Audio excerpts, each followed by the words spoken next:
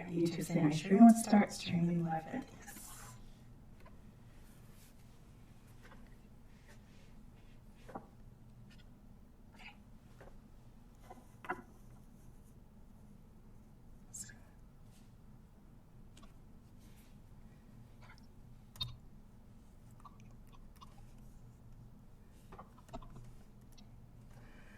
All right, welcome to our second community deep dive.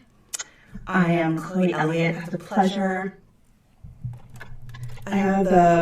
of managing the user community for Jama Software, and I'm here today with Senior Product Manager Jason Brown. Hello, everybody. Jason wears many hats as our integration product manager. One of the many projects that he has been improving has been the communications within the developers portal, and this process is what birthed the API Cookbook. Isn't that right? That's correct. We saw that there was a lot of feedback in the community that there was more information needed, and internally we also found that there was just some complex questions that weren't properly being answered, and that's where this spawned from. Excellent. We're really lucky to have Jason at the helm.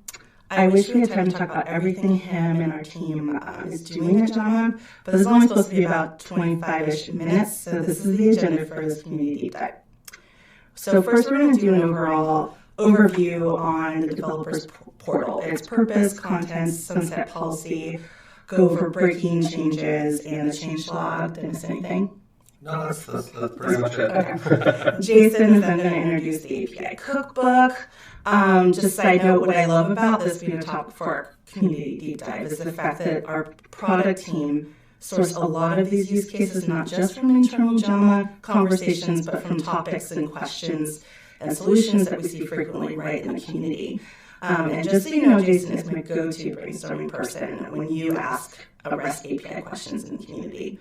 Okay, and then next we're going to actually go over an example from the cookbook, show you from start to finish, and the subject we're using is abstract search and Lucene, and that link is in this landing page in the community, so you can go take a look at that directly in the cookbook. I want to say feel free to ask questions during this community deep dive on the landing page in the form of a comment anytime during this presentation, because at the end we will look over and see if there's any questions and answer what we can. As always, this page will stay open. I will be monitoring it, and so if you have any questions after the fact, this video will stay up, and I will continue to monitor it and try to answer those questions when I can. Okay, so that's all the housekeeping. Jason, let's talk about the developers portal. Great. Give me just a moment to change screens. There's going to be a slight blackout for a moment. All right. So this will be... My mouse is not working properly. There we go. There we go. Technical difficulties. It's 7 o'clock in the morning in Portland time. It is. So thanks everybody for your patience. So we're going to start by just taking a quick look at the development portal. So it's easily accessible by going to dev.jamasoftware.com. The information here is, we're trying to keep it organized, but give us a moment if there's some information that needs to be adjusted or stuff. We're always taking feedback. So we broke it into several sections with getting started. We have a section for REST API documentation, the cookbook, some code examples available through our GitHub repository, and as always, links to the community and support group, because we want to make sure you have access to that at your fingertips. And just so you know, there's also a link to this area, the developers area, in the user community under education and REST API. Oh, perfect. Mm-hmm. So we'll step right into getting started. So this getting started guide is an area that's existed for a little while. We've done some refreshing on it and some adjustment and added entirely new sections to it. So I wanted to make sure to call that out. If you've been here before, it may behoove you to go back into here once or twice over the next few months. Especially if you're adding feedback through the community about things that should be added or adjusted, corrected, or have ideas on things that could help other community users. So we start here simply at the top by having an overview about availability, how to get access to JAMA. There's a section here for using Swagger. There's a section here specifically for authentication. So, for example, if you are wanting to utilize an API token rather than basic authentication with your username and password, so it'd be something if you're running a script or what have you. There's details here for people who have interest in that. More importantly, from my perspective, and the topic today is that down here under API policies, we're starting to carry new information that did not previously exist or was less frequently updated. Versioning. We have some updates on that, right, Jason? Yes. So versioning is it's important. We've got a little bit of history here. We call out V1, for example, which is no longer available as of 8.22 version. We also have the V1 endpoint called out, latest endpoint, and the labs endpoint. For people who are familiar with it, the labs endpoint is an area that JAMA will go and add in functions that are they're still in testing. They are production candidates, but have not yet officially made it into the tool, or may never make it into the tool. And this is something that's available to people as they see fit. There is no warranty on the information that's there. Very similar to Google Labs or other lab systems that you may have used in the past. We also have latest, which is just a clone of the V1 tool. Latest is under consideration for removal because there's some risk associated with people who are utilizing it as we move into V2, V3, etc. And then we have V1, which is the current stable available to everybody. We've also added a section here for our sunset policy. This policy has existed before, and it's been followed, but we haven't really had a use for it yet because we're still new into the REST API universe. We've been utilizing REST for several years now, but all of our changes have been non-breaking changes. So non-breaking changes meaning that they're additive. We're able to add them to the service without causing any change in default behavior or modification of what you would expect from the service from yesterday versus today. But now you're here, so we're going to have version 2, version 3, version 4. So using versioning in your code is probably best practice right now. Exactly. We're really leaning that direction. V2 is under development right now and review. And so we should see some changes here in the next 12 months, I'd say. Ish is important. But the reality is that we will have to sunset V1 at some point, or other tools, or sections of the service. So we've actually put a written statement of what that intent is in here, talking about how long that period would be, when we would stop applying changes to the old version and only apply those changes to the new version, etc. So if you have interest in seeing what that looks like, check it out here. We've also added a new function to the actual API itself, where when you call to the service and you receive back information, if something is in a sunset path, the header will disclose a date to you specifically, and there'll be some information put out to the community about that in the near future. So next on the list is breaking change definition. This is just a very simple definition of what a breaking change is. This was harvested from a lot of different resources on the internet because we're all following the same basic practice. So there's no real difference in our definition versus definitions that you might have run into with other vendors. Effectively, it's any kind of a change that is removal or a deletion of a method or resource name. The addition of required parameters. If we're adding something to the API that you must make a modification to your tool usage in order to be able to place the same call you placed yesterday, that would be a breaking change. So we try to avoid these things where possible. We also have some definitions down here of like a limited break perspective where the service was returning an error 500, for example, and that's just bad behavior. And so we've corrected the bad behavior and now it resolves to a different HTTP response code. That wouldn't necessarily be a breaking change from our perspective, but if you coded around the flaw, it could impact you. So. We've also added a section in here for API changelog. This existed previously, but it wasn't well maintained. It's being properly maintained at this point, and we're going to be adding even more information to it as we go. But the goal here is that we add information as each release occurs, giving you an actual change log of important modifications. A good example, if we go down here, is in version 8.38, where we actually merged several endpoints from the labs endpoint into version 1 sustain. They had proven themselves out as being viable and stable endpoints, and now we're starting to discuss the sunset process of removing them out of labs and making them no longer available there if they're in production. Other modifications that are called out, as we can go up here and look at like version 8.40.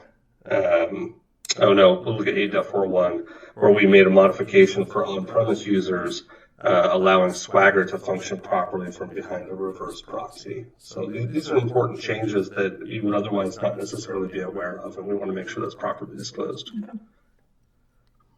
We've got a few more information points over here about our legacy SOAP system for people who are on very old versions and need to have assistance in migrating. There's the timeline there. Yep. And then we have a common response codes that are currently coming from the service. So if we don't have any questions from this perspective, we can take a look at the actual cookbook, right?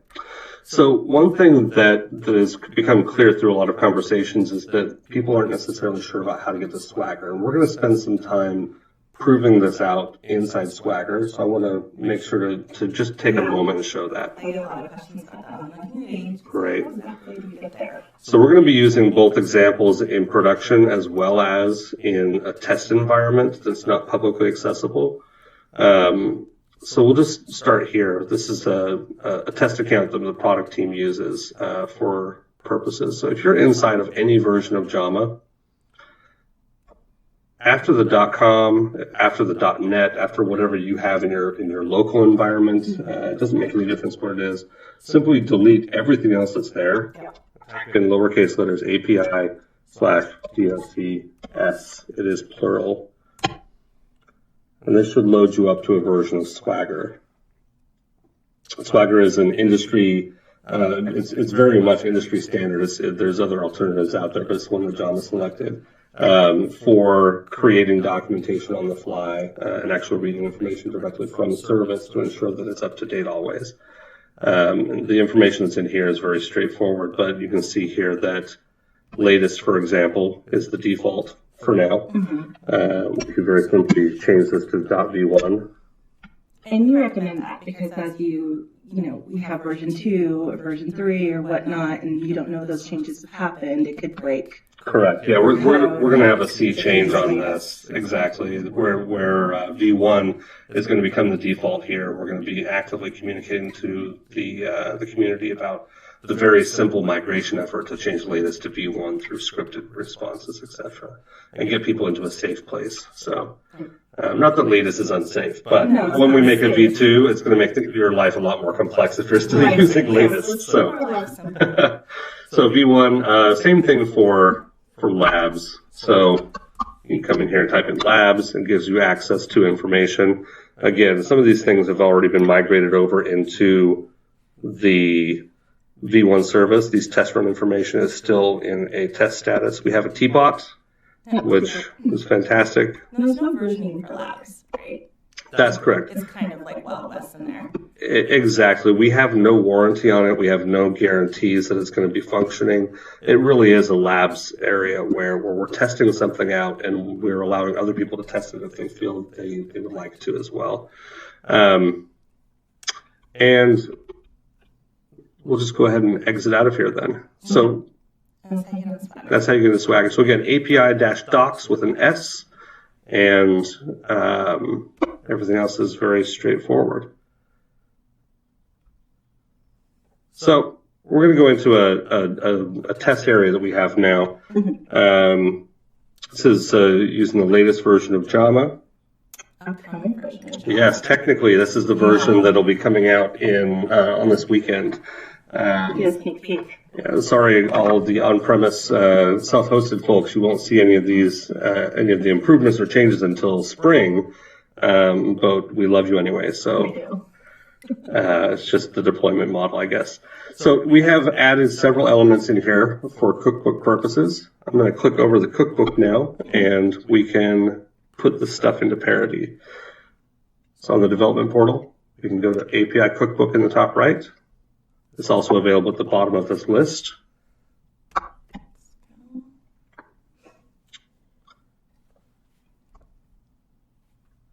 Inside this cookbook, we're going to cover a number of different topics. So this is a little bit scatterbrained. Again, sorry for the early morning organization.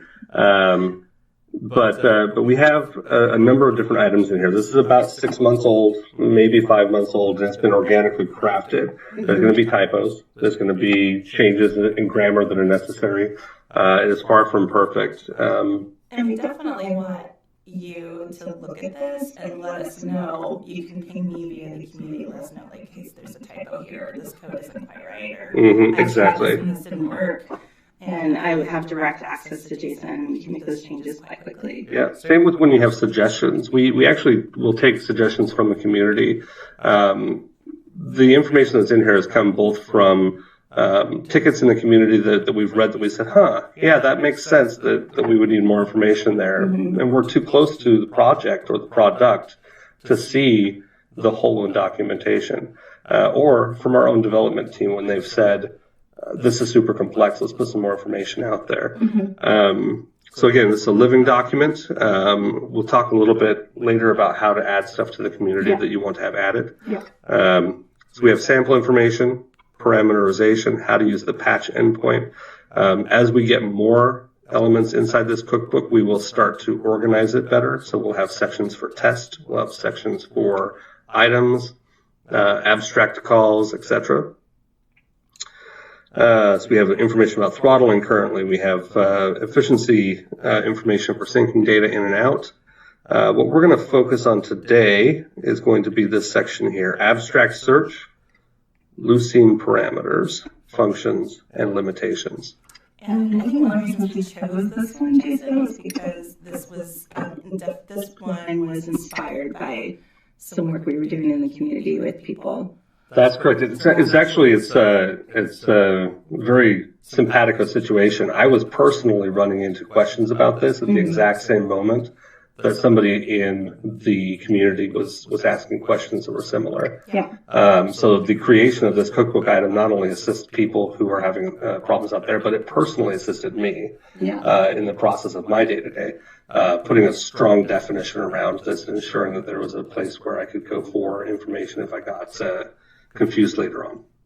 So JAMA utilizes a version of Lucene search, which comes from Apache, for helping drill down into abstract items. It's important to recognize that there's a number of viable parameters that Lucene search is able to utilize, but it has difficulty going down to an exact match because it's not designed to. It's actually designed to give back more results and be a little bit looser in case you don't know the exact parameter you're looking for. You're looking for close estimates so that you can identify information that might be lost. Lucene is incredibly common. It's used very heavily across many different industries, so we're not the only people utilizing it, but we're always looking for ways that we might be able to improve it or replace it in the future. But I wanted to call that out specifically, that we can't guarantee an exact match without using specific parameters. And we can talk a little bit about that as we go through the examples. So when you're using the abstract endpoint with Lucene parameters, you're casting a very wide net. Exactly. You're trying to get back information from a large subset of details. And if you're looking for something very specific, we can definitely get that information to you. But it's not as easy as just searching for one term, and it's not designed to be. So what we've done is we've actually created a small project, which you saw earlier when I clicked on the wrong screen for too long. We've actually created a small project that just has 5 items inside of it. We've done item 1 is alpha. We have alpha beta, beta alpha, beta, and then we have a 5th one, which just has a different text for the name, but includes the word alphabet as part of the actual item, so it's not in the same location. Tricky. Yep. So what we're going to start with is just no parameter. We're going to, using Swagger, call to this project, get back all elements that contain the word alpha, and we expect the results that we have listed here. Okay. So here's our test cases. Here's alpha. What we're going to do is grab project ID, which in this case is 4470.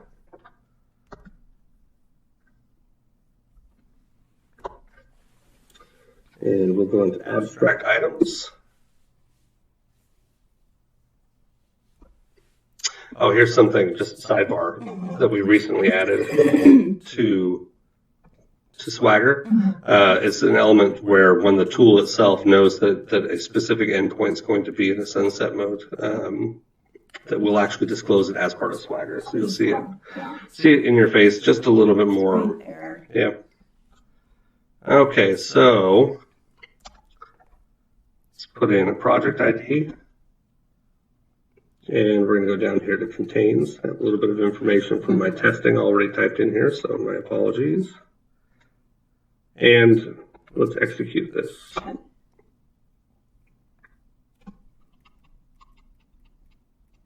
Did we get the results we wanted?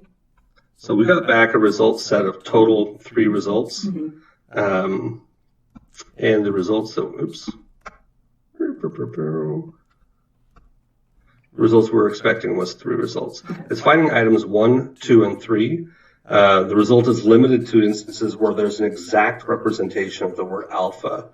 And that's based off of the fact that Lucene is expecting the word alpha with no delimiters or changes or modifications. So it is identifying and finding both alpha, alpha beta, and beta alpha. But you'll notice that neither of these are there. Right. Okay. So let's change this up a little bit, and we're going to try putting in double quotes. Okay. So double quotes on alpha, we're expecting to return 4 results because it is, and then with alpha beta, we're expecting to see 5 results, and we'll cover that in just a moment.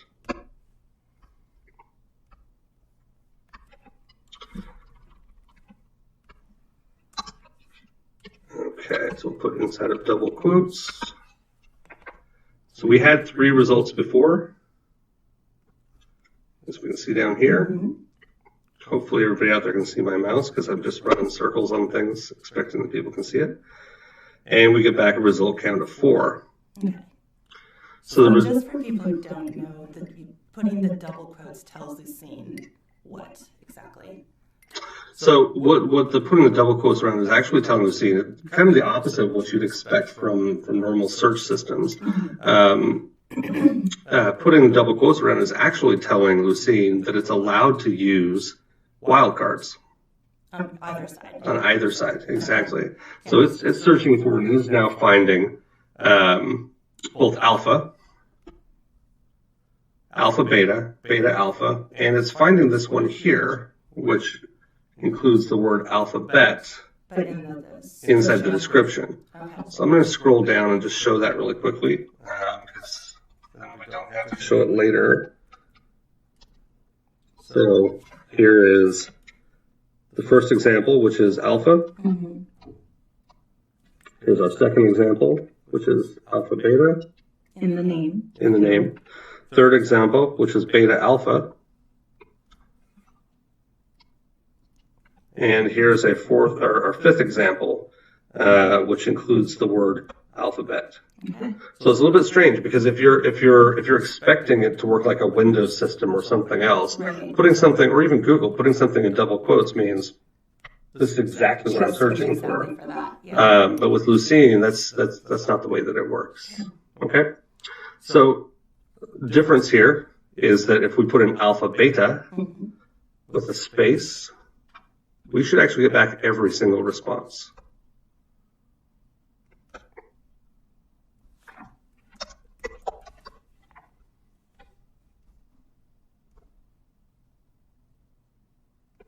Okay, so let's execute this. And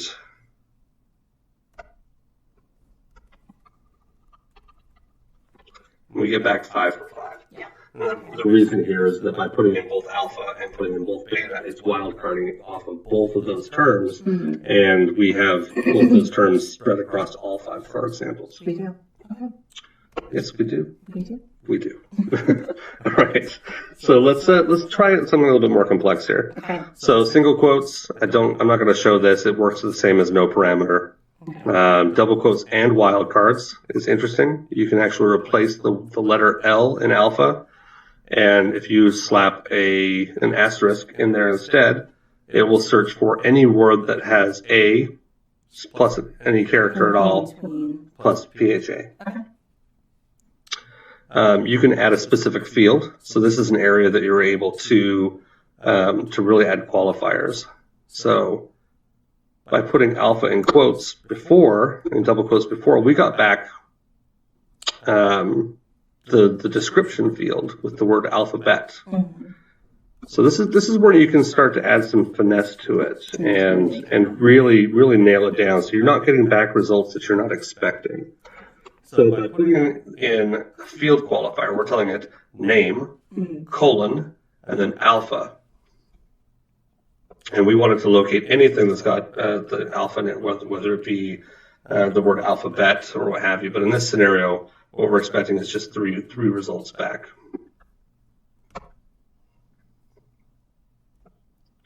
And we have that. And if I go down here, I'll just quickly look. Yep. So we have the first example, which was alpha. Mm-hmm. We have the second result, which was alpha beta.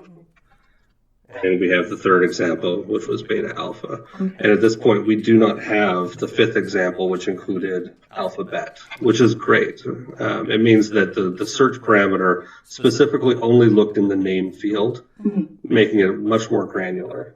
So you put emphasis on the colon before name colon. Is that important for?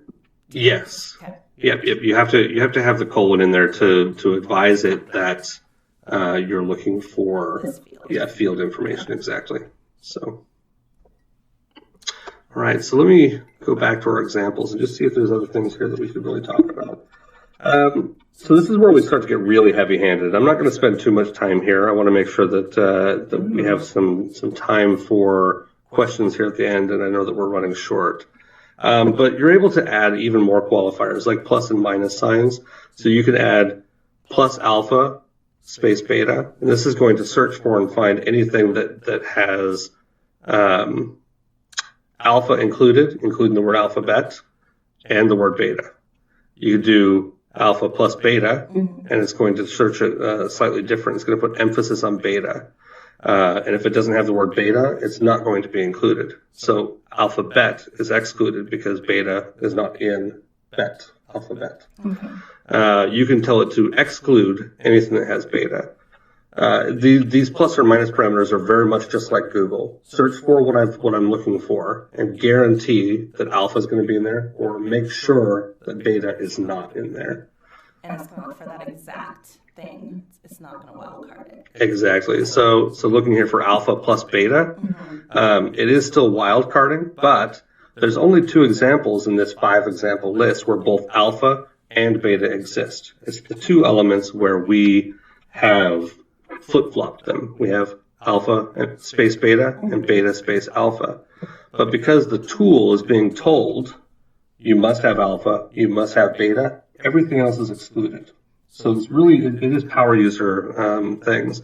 These are not elements that you're necessarily going to be doing on the fly. You won't be sitting in Swagger saying, hey, I'm going to do some random searches. This is for fine-tuning very large queries that you have to run frequently, that you're going to script and make sure are running securely and properly on the fly every single time, or processes where you're trying to synchronize information from the REST API to another tool set and you're not utilizing some hub system.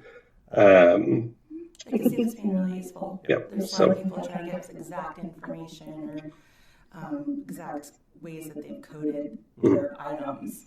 So I see this being useful for just finding that information. Exactly. And so what I really want to emphasize also, though, is, and this is maybe the last point before we go back to questions, I think some of them have been answered on the fly during during our presentation.